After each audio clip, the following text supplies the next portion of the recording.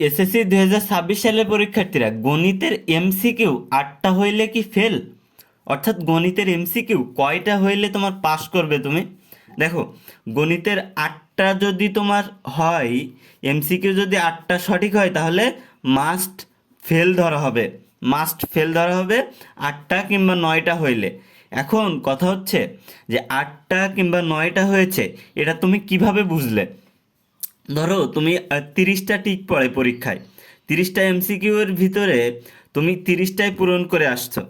30টা পূরণ করার পর বাসায় এসে ফেসবুক থেকে কিংবা অন্য কোনো সাইট থেকে মিলিয়ে দেখছো তোমার হয়েছে 8টা কিংবা 9টা। এখন তুমি ভাবতেছো আমার এখানে তো ফেল চলে আসবে। আসলে কি ফেল আসবে?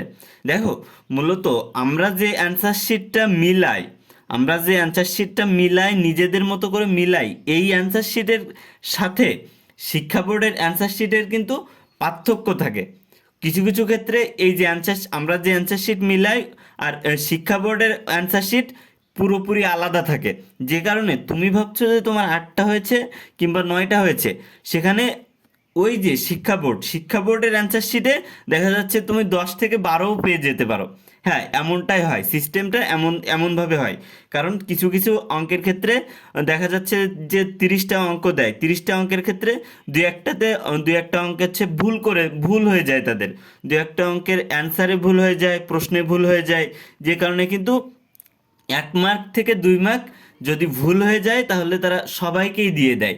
সেখানে যদি ভুল হয়ে যায় তাহলে কিন্তু তুমি 1 মার্ক পেয়ে যাচ্ছ। তাহলে 9 যদি পেয়ে থাকো, সেখানে সেখানে যদি তারা 1 দিয়ে দেয় তাহলে কিন্তু পাস হয়ে যাচ্ছে। এরপর যে অ্যান্সার শিটটা, তোমার অ্যান্সার শিট তুমি মিলাইছো ফেসবুক থেকে। দেখো, ফেসবুক, ইউটিউব নিজের মতো করে মিলানো, এগুলো ফ্যাক্ট না আসলে। যে শিক্ষা বোর্ড তোমার কোনটা অ্যান্সার সঠিক উত্তর ধরে চেক করবে, সেটাই মূলত বিষয়। তো অনেক ক্ষেত্রে আমাদের কি হয় যে আমাদের অ্যান্সার শিট এবং শিক্ষা বোর্ডের অ্যান্সার শিট মেলে না।